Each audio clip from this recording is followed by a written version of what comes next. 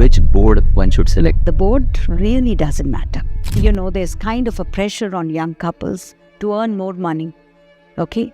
Our own desires have increased. I think aspirations are very important, ambition is important, and money is important too. Many times I have heard you insist on speaking in mother tongue at home. I'm a great supporter of mother tongue. And if you see signs of, loneliness that you are seeing in your children, come across and talk to the teacher. It's all right to be earning money, getting what you want to get, because unless I achieve what I dream of, I will never feel a sense of satisfaction. How one should balance the studies and the extracurriculum? First of all, have a conversation with children. I think one of the greatest problems that we are having today. Dr. Revathi Srinivasan is one of the most reputed and experienced educationists of our country. She is an ace teacher, principal and a counsellor. Currently serving as a director for all Singhania schools across India, Dr. Srinivasan has become a global name. In this episode, she answers our educational queries and addresses the growing parental issues. Most importantly, she shares a secret recipe for a happy and a peaceful familyhood. Hello all, myself Nikhil Ballal. Welcome to one more interesting and an engaging episode of podcast. Today's episode, let me tell you, is a must watch for every parent and a child. Because we are going to discuss how to study, how to look at extracurriculum, and most importantly, how to deal with parental issues. We are all sailing in the same boat. We are facing different parental issues every now and then. We are trying to resolve them on our own. Sometimes we are taking the advice of others. But I think it is necessary to take an expert advice also. And that is why we have invited an expert today, Dr. Revathi Srinivasan. She is the principal and director of Solushana Devi Singhania School and all the Singhania schools across India. I welcome you, ma'am. Thank you so much, Nikhil. So it's been a pleasure to host you today. And we have always had a lot of informal discussions, but I thought let's have a formal discussion as well. And let me explore all the questions which we all parents have related to parenting. Absolutely. And this is a very right time to start this podcast because start of an academic year. We are just in the beginning of an academic year. And like everyone makes New Year resolutions in Jan, but I think children, parents, they make it in June. Absolutely. So how do you see this? How one should plan their academic year right from the start, middle and the closure of it? Can you explain it? Okay, very nice meeting all of you through this podcast. And thank you, Nikhil, for inviting me. Thank you, Thane Vaibhav, for celebrating your 50 years by celebrating education. I think, first of all, let me tell you that this is life. Because all through our lives, we are only educating ourselves and we are only learning. So we are all learners in the process. So it's not that parents are trying to understand something, children are trying to understand. We are all trying to understand something. So do not say it's the start of the year and do not say it's the end of the year. I think every day is a learning day. I begin on that note. And yes, I do come across sometimes children, parents, teachers, all coming through crossroads. And it is at that time that we need podcasts like this, talks like this, that will enlighten as to what the segment is all about, what is happening in minds of children, the minds of teachers, and how education has evolved over the years. So just understanding that itself is just going to give us a whole new perspective of how I can parent my child, or how a teacher can be evolving as a learner herself inside the classroom. How can classroom transactions bring about a change? To me, what prime most is in all of this is a culture. Culture at home, culture in school defines what your child is going to be. So now the academic year has just begun and they're all geared up for the new year, new teacher, new friends.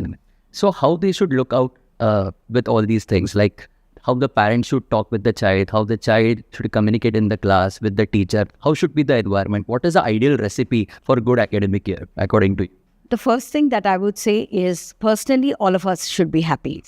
When we are happy, we spread happiness and joy and glow around us. So give children the positive frame of mind that you are going to a school now and you're going to have fun in school. You're going to meet friends.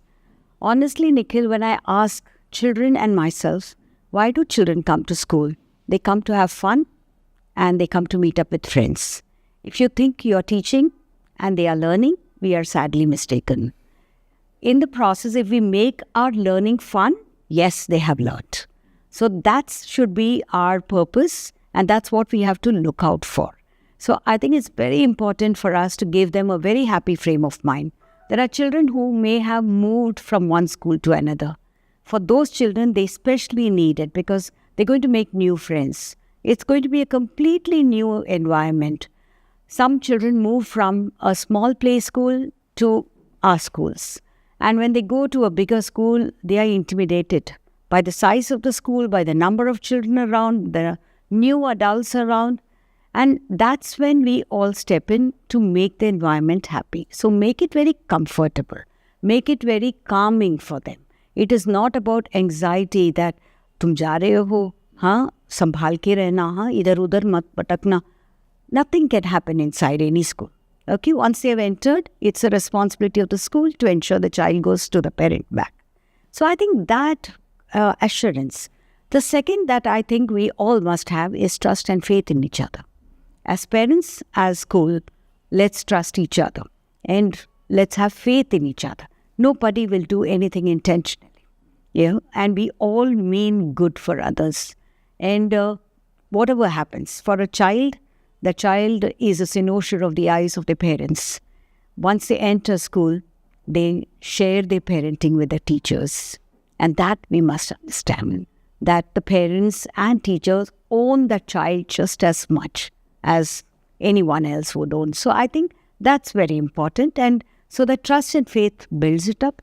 And the third that really builds up a good, happy schooling is the fact that every little challenge a child may face, let's put it across very positively to the child and say that, yes, you're getting stronger. Wow, I can see you growing. Wow, I saw you taking this right decision. The child becomes resilient naturally, which is very important. So I think positive outlook, that positive growth that one can see is very, very important for the child.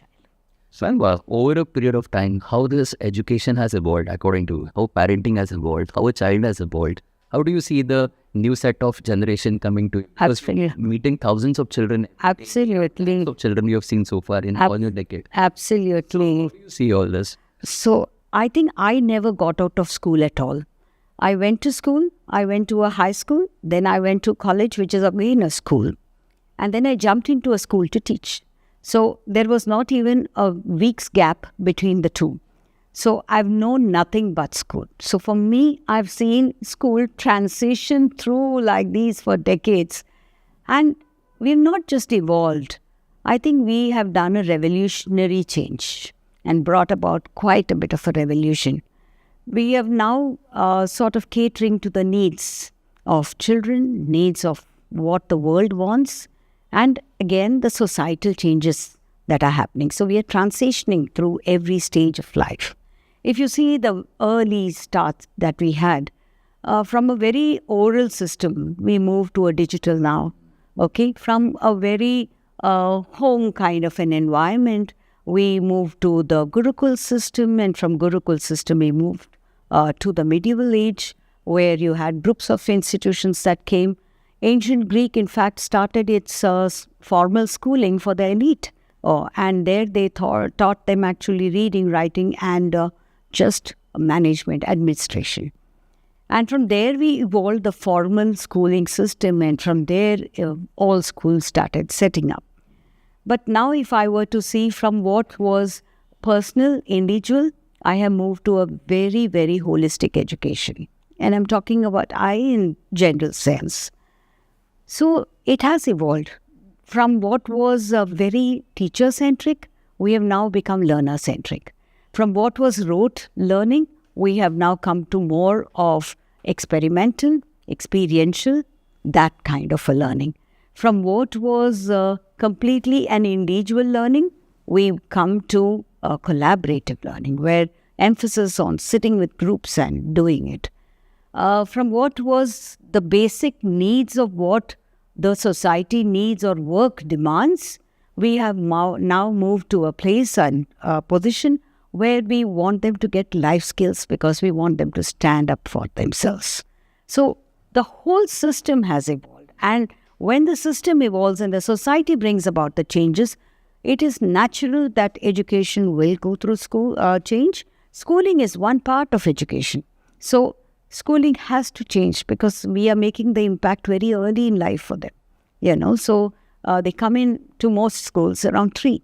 So from 3 to 18, if we make that impact, we've actually sort of given them a platform of what life is going to offer to them. So whatever they do, they have to do it with passion, and they have to do it with this purpose that, yes, I'm running a school because I want to bring the best, and my child should have experienced everything before he actually steps into life himself. So to that extent, we have started thinking about individual children. We may have 30, 40 children in a class, but individually, we have to start thinking in terms of every child there and how that child can actually contribute. Ma'am, the most confusing and most challenging question nowadays, which is which board one should select? उसको CBSE करना चाहिए या ICSE करना चाहिए, IB board करना चाहिए? Because क्या होता है, normally what happens is बाजू वाला ICSE कर रहा है तो हम भी ICSE करेंगे, या वो CBSE कर रहा है तो हम भी CBSE करेंगे. तो how exactly one should identify which board is suitable for my child? Because that child is very small. To understand his aptitude and his interests, preferences, this is a very confusing dilemma for everyone. Correct. How can we decide? So I always say this, that the board really doesn't matter. If I were to see both the ICSE and the CBSE, they are almost running parallel to each other. When I see the state boards as well, they have raised their standards so high now. Okay, so it's not about which board is going to give you what, or whether it is the IB as well. There are some who may choose an IB for its own exclusivity. For example, I want just 10 children in my class. Okay, and you can choose any international board because you think your child should go abroad. Let me tell you, every child, if he dreams of going and doing some course, he can do it, whichever board he is. So for me personally, as an educationist, the board doesn't matter at all. What matters is your school. What matters are your teachers. What matters is the vision for the school. What is the kind of legacy that the school would like to leave behind for the children to carry forward? That matters more than anything else. So I think every parent has to start looking at what do you want for your child.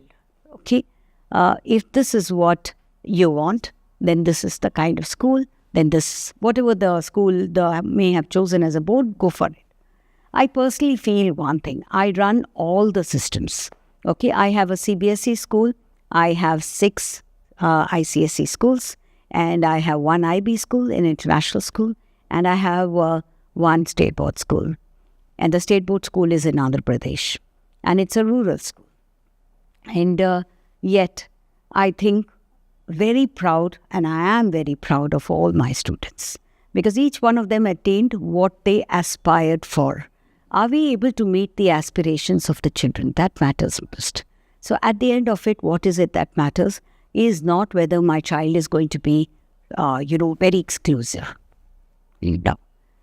I personally, this is my personal opinion, that I would want my child, and I did do that. I want my child to be in a very inclusive school, so that when he steps out of the school, he knows this is life, this is society. Okay, if I grew up in a cocoon, okay, I may not know and I may not have the strength to be able to stand up for myself. And I want children to know what the society is. So society is minus any socio-economic barriers, So you have inclusivity in every form, and be the capability, be the ability, be the socio-economic backgrounds. So nothing matters in life. Ultimately, am I able to stand up for myself? And my own school motto stands for it. It says, "Padh likh kar gyani banne se pehle insaan bano." So if we are not able to bring out that insaniyat, purpose of life isn't there. Purpose of education is lost. And is it this insanity as we are talking about, like, are you seeing it diminishing, or is it become irrelevant these days? Because we are talking a lot about IQ, what about EQ, emotional quotient, or SQ, spiritual quotient.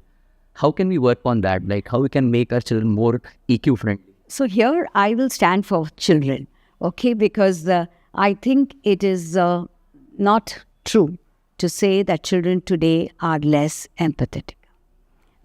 They have a lot of empathy. They have a lot of love, share, care. Sometimes it is we who are at fault, the adults, who teach them certain things which is right and wrong in our perception. Nobody is doing it deliberately, but they think that they are doing right by giving them certain guidelines.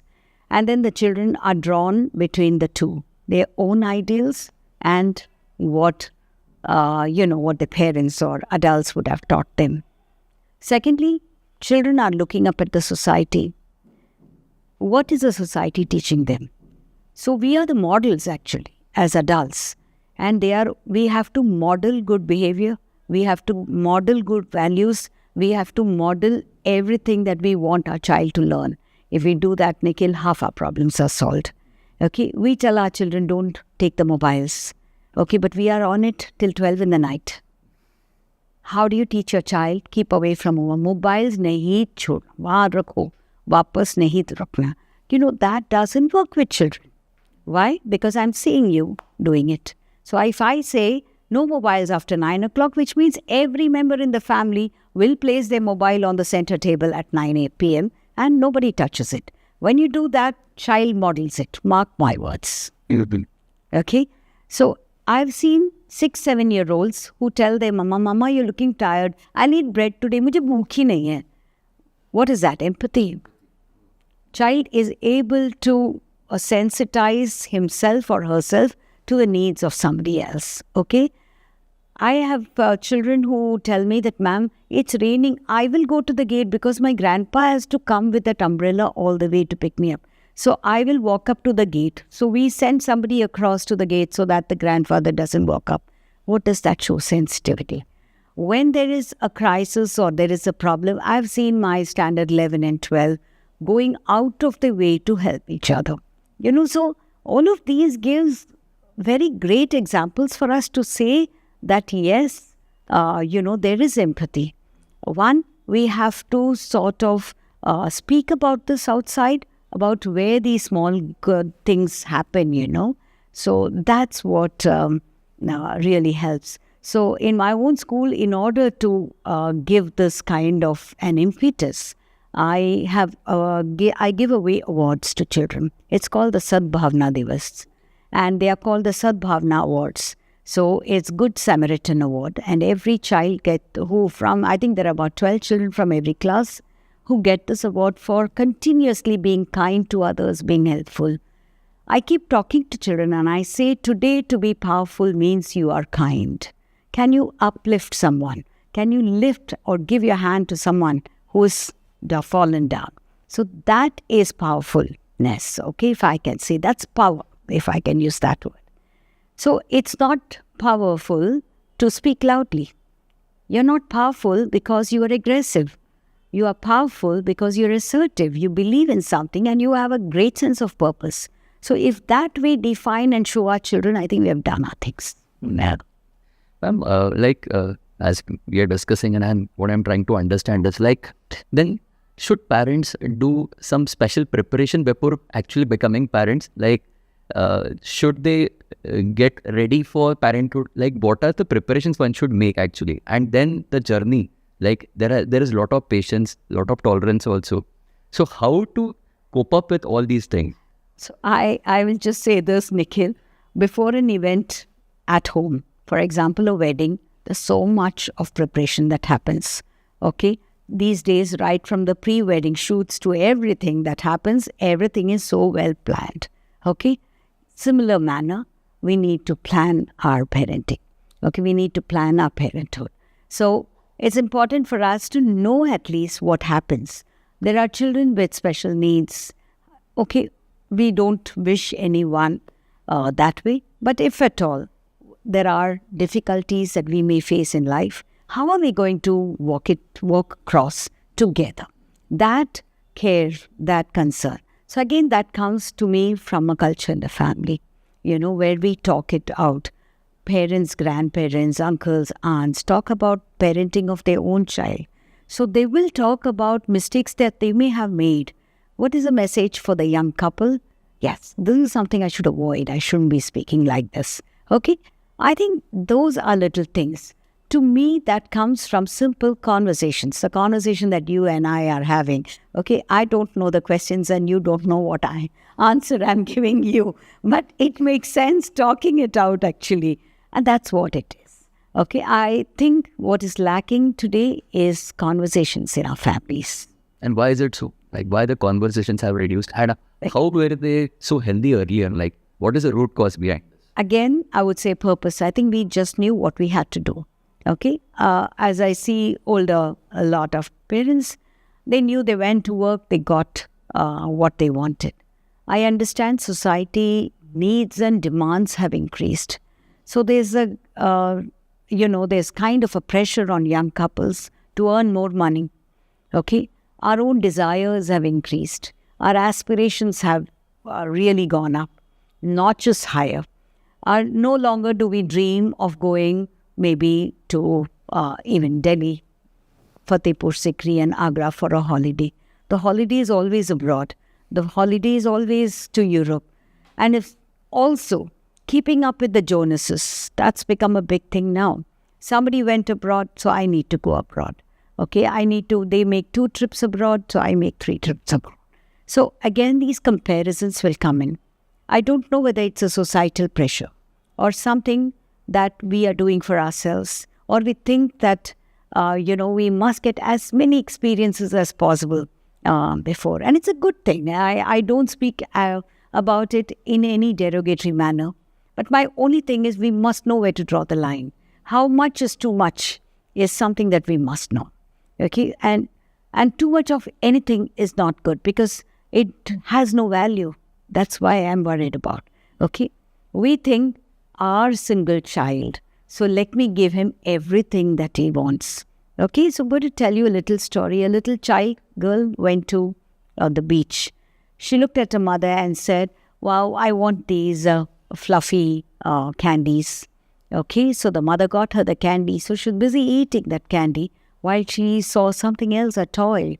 And she said, I want that whistle that is blowing. Then she saw balloons. Then she wanted the balloons. And then she wanted everything that was all around there.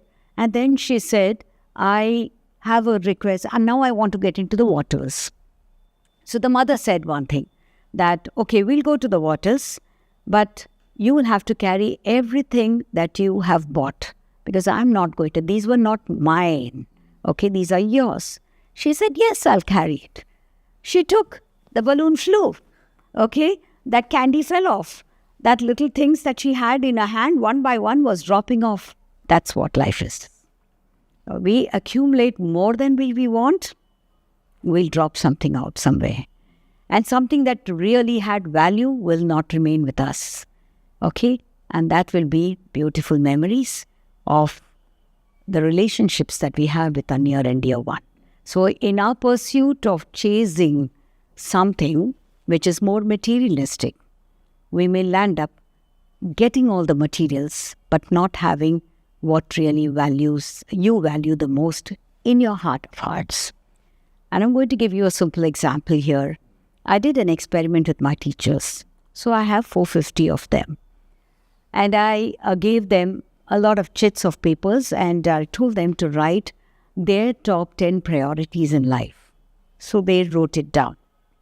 And I did this at a time when I was noticing some change that teachers were having. And then I said, okay, now from this I did some sessions with them and I said, now knock off 5. So they knocked off 5. And then I said, now knock down 3. I did another session with them and I knocked down 3. So we had 2.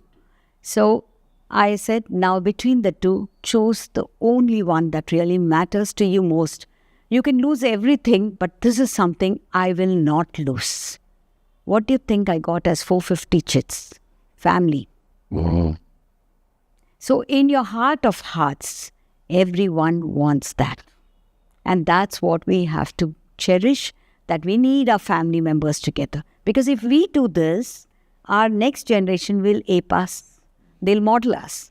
So they will keep their family. For them, father, mother will matter. Their grandma, parents will matter.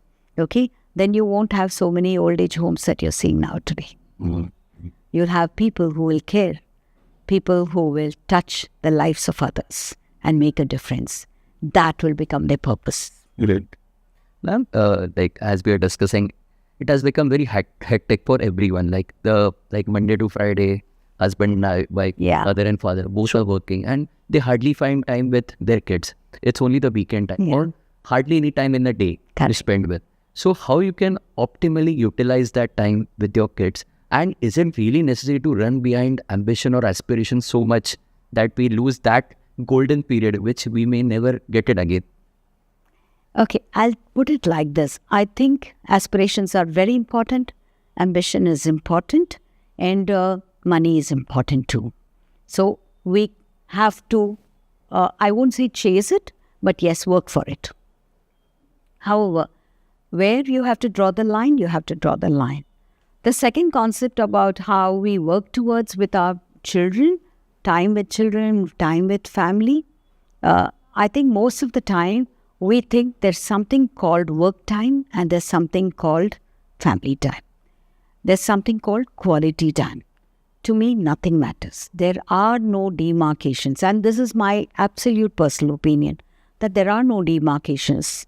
You have something called life, which is your space. And in that, you may have all these things to do. Okay? You have to do them all. And you will prioritize. Now, for example, for me, if family is important, that becomes the bigger Venn diagram, okay, and there are smaller subsects on that. So, it's all right to be earning money, getting what you want to get, because unless I achieve what I dream of, I will never feel a sense of satisfaction, right? But we must remember that we should be there for others at the time that they need us, and that's more important. For children, where I think, Nikhil, they need is when they are asking questions why, they need an answer. They need people to tell them. And they need people not looking at their mobiles and giving them the answer. They want this eye-to-eye conversation. That's what children are looking at. Because otherwise they feel that they are, uninterrupted and not an indifferent kind of another thing. Okay, I'll tell you later, I'm busy right now. That's not something a child will wait for. But at the same time, sometimes parents are in positions where they have to attend to something. If my child understands me, I can tell him, wait, Papa's got something very important to attend. 10 minutes later, I'll come back to you. Go back to them 10 minutes. Beta, tell me, what were you telling? That makes a lot of difference to the child. Also, the child being heard at the right time, is very, very important. For example, I have something to say. Hear him out. Even 2 sentences that child would have said, he's out of it. It's also applicable to adults. When we have something brewing in our minds, the problem is out the minute and solved the minute I've spoken it out. So give each other a lending ear is my advice. And I think it's very natural that everybody is chasing their dreams. So also when children grow up, you will see by the time they're 21, 22, they're thinking about startups, they're doing that. So one shouldn't assume that they are negligent towards their family. It's just that there is an ambition, there's something that they want to do, they're doing it, right? But at the same time, being there for each other is very important. Prioritizing is very important. And understanding the needs is important. So once you that, most of the time, one phone call is enough to solve many problems, even when we are far away from each other. And many times I have heard you, like you insist on speaking in mother tongue at home. Yes. Why is it so? Why? Because nowadays people insist that मेरे बच्चे को English अच्छा आना चाहिए, English अच्छा fluently बोलना चाहिए, but then still you insist that he should speak mother tongue compulsory at home. So what is the theory behind? English will come very naturally. But I'm a great supporter of mother tongue, because anything that the child learns in mother tongue learns it well and absorbs better, okay, and retains it. That's very important. Two, I say parents and grandparents, anyone, speak your mother tongue the way the mother tongue should be spoken, not in an anglicized form. The reason is that children should understand what are the little nuances of a language. Okay? I love reading out stories to children in Hindi, because that's comfortable for me, or English, or whatever it is. It really doesn't matter. For me, language really doesn't matter. It's a medium of communication. So any language that you speak, speak that correctly. Sometimes you may have two tongues at home, mother tongues at home. Parents both belonging to two different communities and states. Encourage both. Ye mama ka hai, ye papa ka hai, no. We just respect two languages. So families like this very often resort to having English as a medium at home. Don't do that. English will come in naturally for them, and they have to learn it because it's kind of a global language. Wherever you go, you need to do it. So it will come to them naturally. But certain things in mother tongue that I appreciate, the stories, the poetry, the environment that comes with it. I can't explain that in English. Okay? Suppose I read a story of Swami and Friends by R.K. Narayan, even in Kannada. That would have had more impact than it has in English. Because a child who doesn't resonate with a very rural setup, okay, will never understand what the little pathos is or the slight nuances. So, 6th standard class, I just walk into any of the classes to teach from kindergarten to grade 12. So one of the times I walked into, I was doing a story of Swami and Friends where Money is got transferred. Money is a friend, and he gets transferred. His father is a postmaster, and he gets transferred, and all the friends are going to see him off in the railway station, and those days the steam engines. And R.K. Narayan, I'm a great fan of his. He narrates so beautifully how Money was feeling sad and how the children were crying and Swami was bitterly weeping. And I saw no expressions in my children. I looked at them. So I said, don't you feel bad when your friend goes away? But ma'am, you can make a video call. And that's when I realized I'm in a different era for them, So you can make a video call, you can talk to them, or you can come on Zoom. You can do so many ways. Ma'am, next vacation you can go there and see him, no? So I just realized, I said, they used to have difficulty spending 25 paisa. How do you think that they could have traveled paying 5 rupees? Okay, that is this. So this lot of children live in a different era, okay? And their understanding of everything is very different. And that is why we need to read stories in the mother tongue, because most of the stories are set in rural villages, places like that. And there are customs, there are traditions, there are mores that come out of it. Every morning there'll be a story that says, every morning my grandmother would get up and make a huge rangoli. The neighbor would look at the rangoli and make a bigger rangoli. Okay? So, rangoli is a tradition. Why do we have that? Because little ants eat that rice that you have for the rangoli. Are we giving scientific explanations through stories to our children for traditions that we have had? Why do children today rubbish something that an older person may say? Because they haven't seen a reason for it. Unless they see a scientific reason, they will never understand why they do something. Why during an eclipse nobody eats, or, They should know why certain things happen and why certain things we follow as traditions, customs. So they call that, I don't believe in this, customs or something like that. Why? Because they don't want to believe in it, because they don't have a reason to believe. So we have to say the cause effect, we have to give them reasons, and we have to make it, through stories, come across with this is what happened. And I see a lot of children where mothers and parents, fathers also, doing this exercise where the children come up so beautifully. and tell us about stories, So that's wonderful. So again, an example for my own. I have a day called Antique Day. Antique Day. This is standard 4. Okay, it's a every year project for them. So we have an exhibition of every child's antique at home, antique piece at home. So I get the great-grandmothers or great-great-grandmothers saris that they wore at the wedding, which the grandmother wore at her wedding, which the child's mother also wore at a wedding. So 4 generations, they're wearing the sari. Now the sari is almost ripping apart, but the mother has told this girl that you will also wear the sari when you get married. Okay? It's a beautiful thing. Things like Ganpati or a lamp. So many things which are, coins of the olden times. The HMV record. Okay? All of these are put out on display. So many of them are very, very old. But why do we do that? We talk to them about this is your family treasure. Okay? So your family treasure is not the big things that you have, a PlayStation or 3 PlayStations that you may have, a grand theater in your home. That's not your treasure. Your treasure is this. It may be tiny, but can I value it? Can I see importance? Can I think of my family with pride? That's very important. Ma'am, many new issues are arising nowadays. Like earlier, these issues were not there. Like many children are struggling to write. Many children are struggling to speak. So, and there are classes now for this.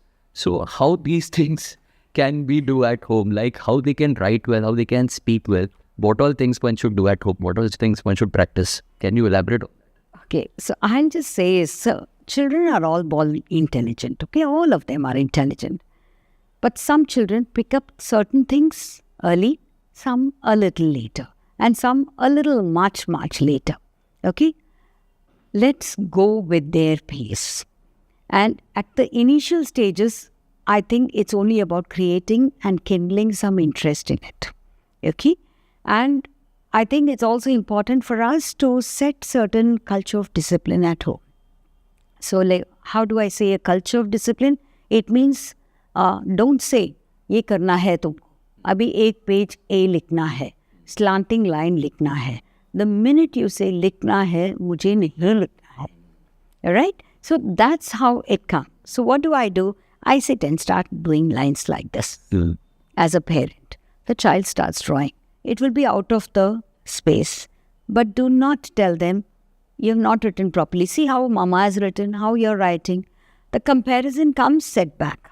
Okay, this is generally, okay. The other example that I can give you is about speaking. Most children love to speak, okay, but they speak and the flow of thoughts is faster, and the speed of which they are thinking is much faster than they can write. So, little older children, grade 2, 3, 4, they miss out on certain letters because their thought is faster. So, we have to, and sometimes you may feel a child is stammering, okay? That's again because the thoughts are faster. So, do not say he is stammering and take him immediately. Try and correct the behavior at home, because then the child is in a very comfortable environment, and try and say that, okay, now let's look at it. Let's speak slowly. I am waiting for you. I'm all ears for you. I'm not getting up at all. Then the child is a little more comfortable. Let's also see, is there too much of anxiety at home? That can also lead to stammering. Okay? So if the child is over anxious, then the child is hesitant to speak.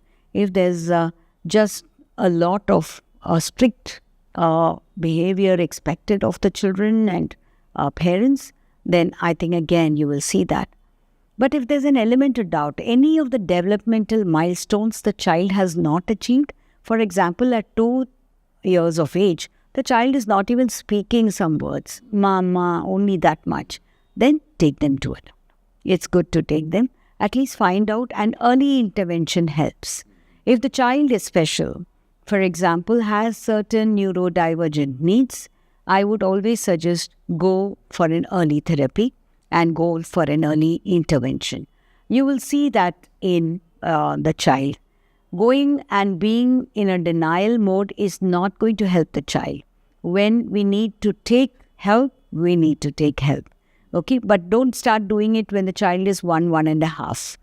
Today, the alpha children are such that those who are born in the COVID, you will not see them crawling at all. They would have sat like this. You're waiting for the camera to be switched on so that the child crawls and you can record the first step that the baby takes. Crawling, you're sadly mistaken. None of them would have gone through it. Most of them would not have. Suddenly, one fine day, you're seeing them sitting up. And one fine day, they don't need your help. They are holding onto a sofa and starting to walk with the help of the sofa set. And you will wonder, oh, I thought I would hold my little finger, with their little finger. No, it doesn't happen. So there is a transformation, there is a change that's happening and transitioning that way. And one has to accept that. Yeah, but more than anything else, observing your child well, being with your child well, creating an environment which is happy, calm, comfortable is very, very important. Because I think a happy child, generally we can, scale through any kind of difficulty. Ma'am, at times it happens like we do a lot of comparison. Like we think like apna childhood alag tha, inka childhood alag hai. Like we never used to back answer. We used to obey our elders, grandparents, everyone. And they are little different and we start comparing them with us, or we compare them with other children also at times. So how do you look at these comparisons? Because then we are having a lot of expectations from them, and then those expectations are not fulfilled and we get disheartened. Right. So how do you see? And because that is a root cause of a lot of fights, arguments and quarrels at home that disturbs everything at home. That's right. Mental peace. So very philosophically, if you have to say, first of all, don't make comparisons. We never made comparisons between the Kirana Dukan and Viviana Mall. We didn't do that. Okay? So we've never complained that we have moved ahead. Okay? And our tastes have changed. So also will children. They will be different from us, and we must accept that they're going to be different from us. So that is very, very sure.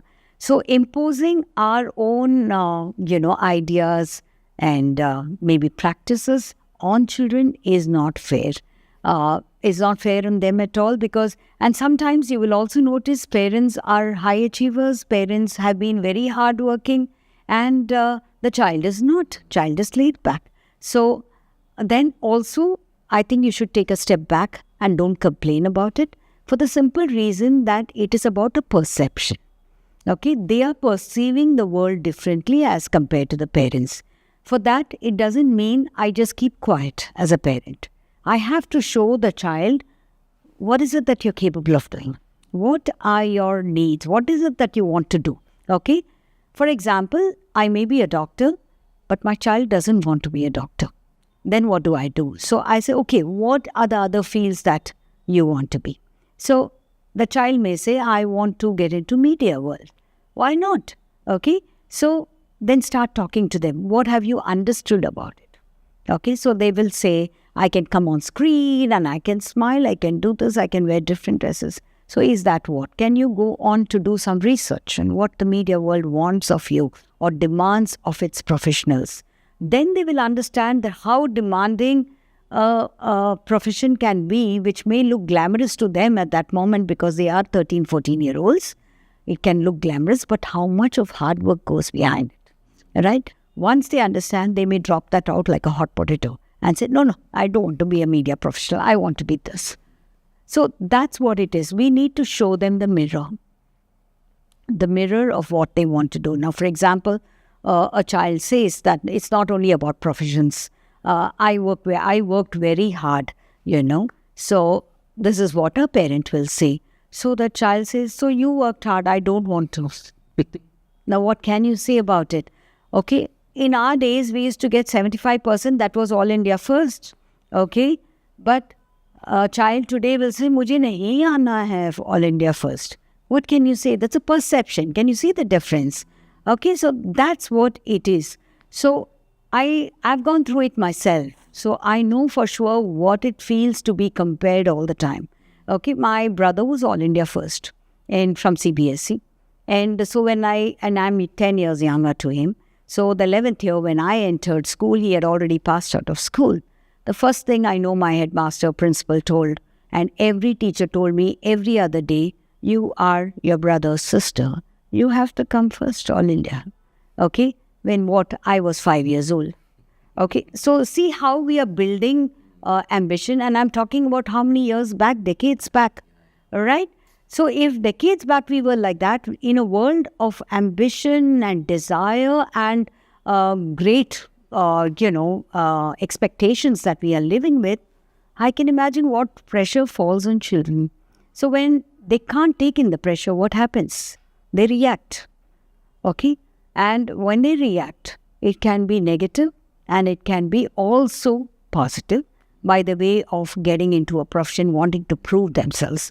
But how many children get that desire that I should prove them wrong? So I always tell my own boys and girls when they're brought to my office, I tell them, if I'm saying something that you did, please prove me wrong. And if you can prove me wrong in the next 1 week, I'll be the proudest person. Okay? And that is the reason why I have students walking into my office to tell me, ma'am, I did this. All right? And if we have those kind of open conversations with our children, we just know what their expectations are and how they will react to something. Very important for us to know that. Ma'am, again coming back to the comparisons which are drawn, like parent and child. So like some parents are very extrovert and some children are very introvert. So they feel, अरे अपना भी बच्चा extrovert ही होना चाहिए. Like I recollect one incident, like one of my friend told me that इसको friends नहीं है ज़्यादा, ये नीचे जाता नहीं है खेलने को. So they are very worried कि इसके फिर आगे friends होंगे नहीं होंगे and all etc. And they are very anxious about it. So one fine day that boy said कि बाबा तुम्हाला असं वाटते की माझे मित्र नाही आहेत, but I enjoy my own company. So it is very difficult to understand these children at times, like what is going in their minds. So how to deal with all these things, how the parents have to face this? I understand this because we see that a lot nowadays. One thing that I like to say, it's again a perception. A parent who is an extrovert parent sees the world as one global place where I want to be a part, I want to be heard, I want to speak, and I also want to listen to others. The child who may be an introvert is comfortable in his own space, and that is his strength. So in fact, sometimes I've come across children who say openly to me that, ma'am, I don't like it when my parents come and become a part of my friends group. And this, parents have to watch out for when the child is 8 years of age. From then on, you are a part of their circle of friends, but you're not the chieftain. You're outside the circle. Okay? And the better it is that we are outside. We're just watching, but not there to participate. And most children prefer that way. Introvert children like to handle things themselves. For example, an introverted child will react in this manner. Comes back from school, the mother, an extrovert, or any parent who is an extrovert will say, तो क्या हुआ school में, क्या किया school में, बोलना, और क्या, और क्या is not in their vocabulary at all. Okay? So how was school today? Okay. Or bol. Oh, I don't have anything to say. Right? So an introverted child is, in fact, that child would want to have his own space or her own space and be with themselves with their own thoughts. Are they getting introverted to the extent that they're not expressing themselves? No. A child, you can observe behaviors. And when you see there's a change in behavior, change in eating patterns, change in certain things that they are doing, then you need to raise a red flag. Otherwise, introverted child may take time to make friends. You will always see a child who is an introvert, and a very, very particular characteristic that I have studied from my personal experience is that they know where they're heading. They have very clear sense of direction. They know which is that circle of friends they're going to be with. They just have 5, 6, but they're very close to them. And those children also understand them very well. So they will not force them to be a part of it. So they're not looking at making large social circles. But unfortunately, a parent who is extrovertish wants everything public. From social media to everything they bang on. Okay? These children, introvert children, may be achievers, but they don't want to talk about it. Okay? I got it. I won the award. Finished. Ends it. So everybody congratulate, he'll say thank you and keep quiet. But the parents will go bombarding the social media, talking about it. The child is embarrassed. The child doesn't want to speak about it. It's also with our little ones where, we have taught them a poetry. The child sings a poetry very well or sings a song very well. Guests come home and they say, "Beta, sing." The child will never open his mouth and sing. They don't want to. Okay? So they really don't want to model that behavior at that point of time. It's about their perception of what they want to do. Give them space and time, and over a period of time, they'll have meaningful friends. They may not be great,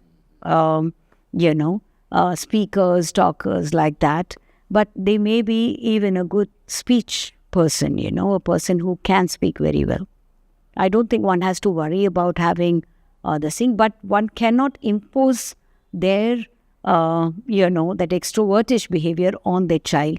The child will never take it. That's when the child goes through kind of a pressure and is not able to perform, is not able to accept things around them. So to a large extent, I think it's important for us to accept children and people in society as they are. Much of our problems in our own lives, we have complicated it by making others be like ourselves. Talking about the pressure part, ma'am, like it is very shocking, not surprising, but shocking to see many children saying that me depressed I'm in tension at the age of 4, 5. Yes. So even like these words, like it is very hard to believe that why are they saying this? So how do you see all this picture? So where did they learn the word from? They're aping it again, right? So they're copying it from somewhere. So as adults, we have to use our words very consciously. So there are times that we are sad. We don't have to say we are depressed. We are sad. Okay, we are disappointed. We are angry. These are emotions. Can we teach our children to express their emotions? And the minute we have taught our children right from 3 years of age, when we teach them to express their emotions, they are okay with everything. Now I'll give you an example. A 2-year-old will cry and demand because they can't express it themselves. But a 3-year-old can say. So you can tell them that you're angry, you have thrown your shoes around, you've strewn it all around. It means you're angry. So sit down, accept your emotion, and then calm down and then speak. If your child is throwing tantrums in a mall saying, "I want this right now," and they're rolling on the floor, it's a sight. I see some parents, and nowadays when I see them, I observe them even more closely because you become a part of psychology and psychology group, when you do this. I see some parents reacting in this fashion of cajoling them. There are other parents who will just walk away, leaving their child over there. What does the child get an impression of? Kind of insecurity. That I'm left alone, where do I go? A child who is being pampered a little too much gets the feeling that no matter what, pighal jayega, khareed ke denge. Okay? So can we set the tone in a house? Okay? Certain tone of... This is very important. Yes, firmness is very important. Speaking the same language. If I have said no, they can't go to the father and say something else. So all the family... The members should be on the same page.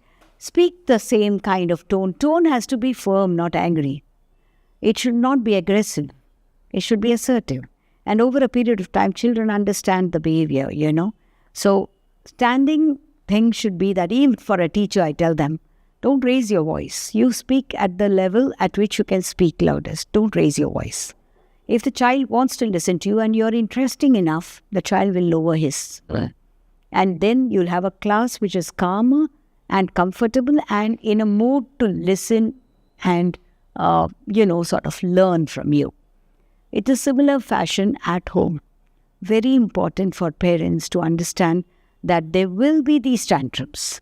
But when we are using words, use them carefully. And if you see signs of, loneliness that you are seeing in your children, come across and talk to the teacher. Come across and talk to people who are in the field. You will know whether your child is really lonely. Okay? Or talk, first of all, have a conversation with children. I think one of the greatest problems that we are having today, we call it lack of time. We call it, we are never at home at the same time, or we have our priorities and kind of thing, or my child doesn't sit with me. That's because we have not had good open conversations. Our conversations are all with monosyllables. Yes? No? I don't know whether it's yes, whether it's no. So can we express ourselves? As parents, I would advise parents to sit during their dinner time, sit around a table and talk about your day. They have to understand that parents also go through bad days. They must understand what are difficulties at work as well. And you don't have to give a sob story every time, but definitely have to say what's happening, So I manage this. And one doesn't have to be a hero all the time. There can be somebody who is a hero. In fact, I always say that we have to applaud for our own children, but we have to also applaud for others' performances. The minute children understand that our parents are appreciative of good behavior, good things that people do, they will model themselves. Okay? So that's how we have to create. So personally, let me tell you, I have done that for my son. When he was growing up, I would tell him, if you're angry, because I don't understand anything when you cry. So tell me properly and speak properly to me in a tone without sobbing, because otherwise, I don't know, I have a hearing problem. Soon he understood, Mama has a hearing problem if I cry. Okay? Cry or, make fuss over it. Over a period of time, they understand. Okay? If they are angry, because as they grow older, they'll get a little aggressive, they'll throw things around, they'll bang, they'll do all that. So we say that we don't accept this behavior. What is accepted norms at home needs to be clearly defined, for which we also have to just follow that. I think it's so important for us to do that. And I like families where they have a lot of conversations, especially 3 generations coming together. The perspective is so different for everyone. Okay, it's all right to have that, because that's what is a first life lesson. When they get into a boardroom, they're not going to have 12 members speaking the same language. They better understand that if they want to be heard, they better teach them. So that's why I tell parents these days, teach them 2 skills in life. One is the skill to build and the skill to sell. The skill to build will tell them, I have an idea, I can build on it. Right? And the skill to sell is not about sale of a product, but sale of your idea. Can I convince somebody else that let's do this and this will work well for us? So these 2 skills, if I've developed, I'll become resilient, I will become problem solver, a creative problem solver, and I'll be able to create new things. And that's the world that we are looking for today. The world is looking for such people. The world wants very creative people today. So we have to teach our children to be that. And no matter what we say, people want everyone to be happy. As we're talking to make our children more creative, how you see how one should balance the studies and the extracurriculum, how the extracurriculum are equally important, because at times they are so much packed up with the regular studies, like school ho gaya, fir coaching class, uske baad then they hardly have any time for extracurriculum. So how do you see how one should balance all these things? The first thing is that it has to get integrated. There are no scholastic and non-scholastic clear divisions anymore. You have to merge the two, and they should understand a non-scholastic is as important as a scholastic activity. Yet, in a world that we are living in where the marks card does matter, academics really has some importance, especially in an Indian context. So, keeping that in mind, I would say every child should learn something for aesthetics and something for physical development. Like we say, education for the mind, body and soul. For the mind, you have all your academics. For your body, you need physical activity. So train them in one spot. And for your soul, you need something on aesthetics. It could be art, music, design, whatever. Okay, but dance, you could do that. What I'm seeing now as tendency is that I want my child to know everything and become a master of everything. It's expecting too much from a child. Okay, so the poor kid goes to school, comes back, then goes for a music class, comes back, learns something else, phonetics, then goes back and learns some football, And whether the football is, the skills are picked up or not, all the kids come on to the kid, So the child automatically starts looking at the glamour component, not the skill component. Where I come from is that I want our children to learn the little nuances of a game. Okay, then build on their skills. The glamour will come to them naturally. Okay, we all look at stars in the sports field and say, you have to be like him. I want parents to say, play like him. There is a difference. There is so much of a difference, because when you say, look at him, this is how you want to be, I want to be him in all its materialistic component. What is your contribution personally? What have you done? So that is very important. So how do I do? There are parents who even say that if I've invested this much, you should be on the stage performing. Don't expect that. Your child will perform when the skills have been developed well. Because you don't want your child to be a bad performer. You want your child to be good. I want my child to get onto a stage and everybody says, wow, at 10, such a beautiful performance. Look at the expressions in the dance. That's what we have to do. Okay, and I think there are lots of children today, as I see in my own school, hugely talented. And it's a delight watching them. And just yesterday I was watching one of the programs, and the way the children sang, the way the child sang the bhang, I think, you had goosebumps.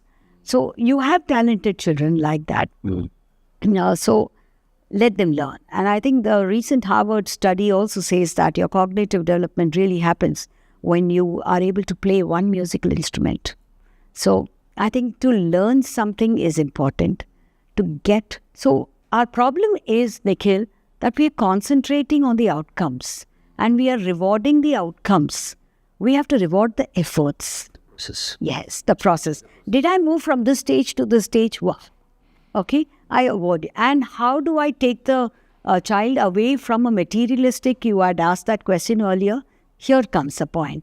Instead of telling them that, okay, today we go to the mall and you can buy something, a toy for yourself. That's the reward? No, that's a carrot. Okay, so the reward can be, Mama and I will cook the pasta together. Okay, would you like to join in to make the pasta? Okay, so that becomes a reward. The child has never gone to the gas. You are making the child do it. And then when you place on the table, you say, wow, we all made it together. That's what child looks for. And it may seem idealistic, sorry to say that, but it may seem idealistic, but practice it for 10 days. Mark my words, the change you will see in your child's behavior by the way of applauding or by the way of expecting something is changed completely. So we have to do that with our children. Sometimes when we keep discussing, like we friends, relatives, so at times we say कि somebody lie for something and we are like, अरे इसने मेरे से झूठ कैसे बोला? Like I love him so much or I have given him everything in my life and everything. So that shock is very it can't be digested. So how you see this, like when they lie, how have to handle one situation like? So we have to ask ourselves why. Why did they lie? Fear. Or the fact, I would say guilt, because the fact that they know that this is what is expected of me, but I didn't do it. Okay, so they are feeling guilty because they are conscious within that they're not expected to do all of these. Okay, it could be simple things as marks that they may lie. It could be simple thing as what their friends did or what they did. Okay, anything of that kind. Basically, it's fear of a punishment, fear of falling in the eyes of the parents. 2 is guilt of falling in their own eyes, okay, or not seeing them thoroughly. And the third that I see is expectations of others. When they feel they have let down people, they will naturally feel very miserable. So that's why they will lie in order to cover up. A child who is always sort of looked upon as someone who is an ideal student and the child falters, lies for something, that child will maintain that lie in order to keep his name and image high. So we have to correct that behavior in the beginning, that we don't have to be a superhero. None of us are superheroes. Okay, all of us are born with certain traits, some good, not some good. That's all right. So again, these are conversations we have to have in schools and at home. That it's all right. I have this. Oh, I get very angry fast, but I cool down as much. Or I get angry, my anger stays on, but I always forgive. After that, I've forgotten. Then I'm not bothered about it. These are conversations that gives a reassurance to the child that you're absolutely secure. And that no matter what, Papa, Mama love you, not because you got 20 on 20, but Papa, Mama love you because you are their child. The minute that thing comes in, okay, and this is for a teacher as well, and I would like to say that for a teacher as well. She should say that I scolded you because I wanted to correct you. I didn't scold you because I don't like you. And I want you to be a better person. Tomorrow it's a forgotten chapter. And perhaps the children that we remember most are the children who were the naughtiest and who gave us the biggest troubles in life, But those are the most enjoyable periods, For my own, I have a student who was in my class. And that particular class, I taught almost 3-4 subjects. So he would always be clumsy enough to drop things around. He's one of the leading flautists in the country today. Oh, God. And he always tells me, ma'am, I can never sit. I had invited him for my teacher's day, to perform. And he said, ma'am, I will not sit with you in the chair. I will sit at your feet. And he sat throughout at my feet. When he was invited to perform, he performed and walked out. And then he told me, I will never forget, she made me the person I am. And I think that's the greatest gift a teacher gets. Right. Talking about your children and alumni, I'm sure a lot of children come and talk with you. There is always, I see, a lot of children coming to your cabin and speaking with you. Correct. So opening up with you. So what all things you see currently, what all they open up with you, and what are the problems which they are facing? Sometimes they may not share those with their parents also, but they share it with you. So what are you seeing those? Yeah, I do have these a lot of experience, so I just not able to recall any particular incident.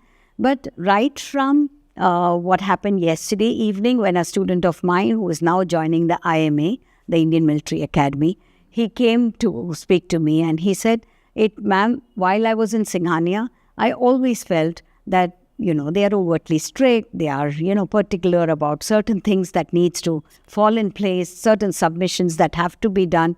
And I used to think, my God, when I get out and I go to college, I'll enjoy myself.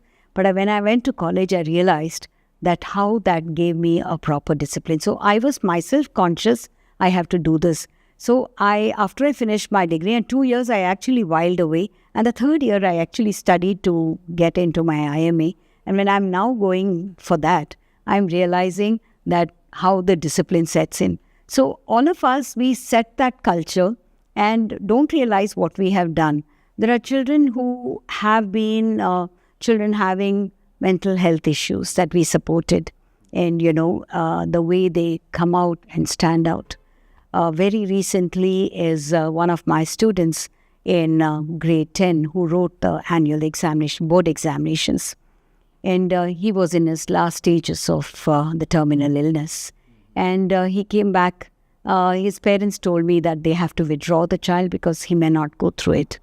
So we withdrew the child. But this boy, one of the days, he expressed that he wanted to meet me. And I don't know what makes you come there. And I went to meet him. And he came and told me, Madam, give me one chance. I want to write the exam. And sometimes you think it's a divine intervention. And he came for the exams. I called up one of my students of the grade 9 to tell her to write the exam for him because he needs a scribe. This doctors, of course, had given up on the treatment. And he came every day of the examination, wrote the examination for almost 4.5 hours because he gets extra time. He could lie down at times and things like that. You know what we would feed him with? Every day we bought a fresh coconut, and gave him 2 spoons of coconut water. We literally fed it in his mouth. And we would chop apples so tiny and feed him, because he didn't want to eat the sprouts that his parents had given in a small dabba, because he can't have more than 2 spoons. The results were out on April 30th. And you know what he got? 85%. Yeah. And amazing, amazing.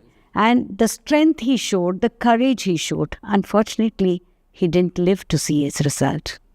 He died exactly a week before the results came. And while we attended it, the kind of gratitude the parents have shown from the day that we have, that's what we as schools can do. Give somebody hope. I'm sure he's watching me speaking this while I and Bhavin will be very happy for the scores he got, but more happier that 12 years that he lived in the school, he was a happy child, and the school supported him for everything. So these are lessons that we all have to carry with us, okay? And today when the parents come back and say, "Ma'am, thankful," I feel that it was a calling. And we all have to attend to our calling. We have to listen to our inner minds to know whether this is a calling. So I have some students who perhaps would have, done in Georgia Tech. She's joined Georgia Tech. She did 3 years. And she completed a 4-year BTech program in 3 years with a scholarship, extraordinarily academically oriented. But she was also so good in sports, so good in everything. So you have children like that. I have Rudransh Patil, who is a gold medalist, and for rifle shooting, he has gone in for Commonwealth. And Rudransh's story is one story that I'd like parents who have children who are sports persons to know. Rudransh couldn't write the 12th standard board exam because his World Cup championship came at the same time. So he came to me saying, "I'm in doubt, what do I do?" I said, "Forget the exams, go and attend to your World Cup." He said, "What about my 12th standard?" I said, "Forget your 12th standard. Worst comes to worst, I will fight your case. But worst comes to worst, you will drop a year, that's all. This can be caught up, but your chance and opportunity cannot be missed." To all sports lovers and parents of sports persons, I'd like to say this. Have the courage to leave one to get something, especially when something else is going to be an opportunity of a lifetime. He did it. May 3rd, he gives me a call from Azerbaijan, "Ma'am, I won the gold." And imagine me, what a proud moment I felt. I literally had tears because this was a boy who was not sure what he's going to do. I called up the council. I said, "Now this is it. He's our national hero. He's wearing the national flag, right? So we need to support him." And if we talk about education being holistic, then this is our chance to prove that the council is holistic. And truly so. The council is so child-friendly, so very holistic in its approach towards learning, that he didn't give an examination. Based on all the tests that he did, they got an average and gave him an average. Maybe if he had written the exam, he may have got a little more, right? But all the same, he is going to be a sports person for life. Great. So that's what it is. And I think that, again, this is for all young school leaders, I must say. You must have the courage to take risks, right? You must have the courage to give the right direction. And I think you need to break norms sometimes. And if you break norms for the right reason, because your child can dream and make dream a reality, I think it's worth the risk that you take. Mm-hmm. And I think being rebellious is okay. Absolutely fine. Is it? I think I've been a rebellious child from beginning. If you ask my parents, perhaps they'll say so. At least so that if something I believed in it 100%. There is just no two ways about it. I am myself at all times. I am honest to myself. So I say I be. Okay, I am. Okay. And I make myself belong to that cause that I'm doing. So if I belong, then I'll become. So be, belong, become are my 3 words I've stood by me, and I wish to do that. Because I think if you own it up, there are no two ways about it. Then you have to face the repercussions, and you also have to face, you will also get this thing. But as a policy in my life, I've always said that my bouquets go to my team.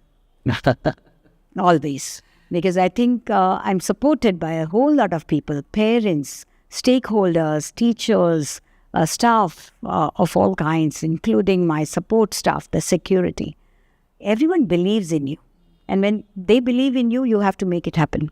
Yeah, they look up to you. That's why they've come there. So then in that case, I think it's important for us to fight for it. So I've just done that all my life. I'm enjoying this conversation that you're having. But moving on to my last question is about the NEP. Oh, yes. One is curious to know, like, how is the NEP policy actually going to benefit his child? Can you elaborate on that? So I would say that NEP is not a policy. It is a guideline. It is a guideline for education to be raised to the next level. Okay, we have in pockets of isolation, a lot of innovation in education is happening, especially in school level. There are a lot of things that are happening, but we need to bring it to a certain level, right? And it has to have some kind of uniformity. So we try out innovations in our schools and we say that's great, okay? But how do we raise it to the next level and how do we bring all the children across? Now, it's very urban-centric, very rural-centric. You cannot dream of getting everyone at the same level. Perhaps that's quite an impossible task. But yes, basic lines that we can cause, benchmarks that we can have for learning, that's what the NEP is asserting. What again is it focusing on? It's focusing on certain skills that children must know at every age level. Furthermore, it talks a lot about language development. How important is speaking, writing skills? And at the same time, how do you make that into a more creative activity? How do you not compartmentalize subjects? Can you have it more integrated, interdisciplinary, so that a child doesn't think that erosion is completely a geographical aspect, okay?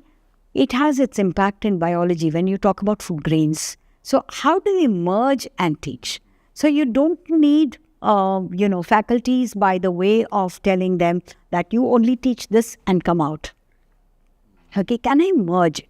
For example, a PE department would have a faculty where they talk about physical education. But I think you can't do physical education without knowing the human body.